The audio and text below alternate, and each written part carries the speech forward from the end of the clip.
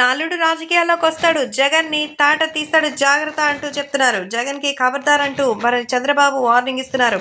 మరి ఇప్పటికే కాదు చంద్రబాబు నాయుడిని జైల్లో పెట్టి జగన్ ఎన్ని రకాలుగా అయితే టార్చర్ చేశారో తెలిసిందే.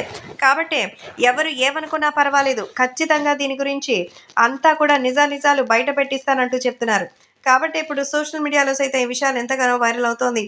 ఏది ఏవైనా అభిమానులు కూడా వీటికి సంబంధించిన విషయం తెలుసుకుని ఎందుకో షాక్లో ఉన్నట్టుగా అయితే తెలుస్తోంది. కాబట్టి ఇప్పుడు సోషల్ మీడియాలో సైతం ఈ విషయాలు ఎంతగానో వైరల్ అవుతోంది. ఏది ఏమైనా రాబోయే రోజుల్లో మాత్రం వీటి గురించి తెలుసుకుని అందరూ నమ్మలేకపోతున్నామంటూ చెప్తున్నారు. ముఖ్యంగా చెప్పాలంటే సోషల్ మీడియాలో సైతం ఈ విషయాలు ఒక్కసారిగా సంచలనంగా మారిపోయింది. ముఖ్యంగా ప్రేక్షకులు కూడా వీటి గురించి తెలిసి ఎంతగానో షాక్ అవుతున్నారట.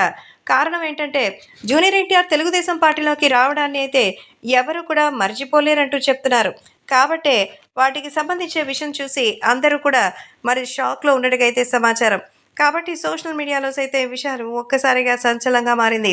జూనియర్ ఎన్టీఆర్కి మరి తెలుగుదేశం పార్టీలో వస్తారని, జగన్మోహన్ రెడ్డికి షాక్ అయ్యే రేంజ్లో ఆయన ప్రచారం చేస్తారని, తెలుగుదేశం పార్టీ అధికారంలోకి వస్తుందని, వీలైతే ఎన్టీఆర్ రాజకీయాల్లోకి వస్తారంటూ చంద్రబాబు నాయుడు ఫుల్ కాన్ఫిడెన్స్తో ఉన్నారట.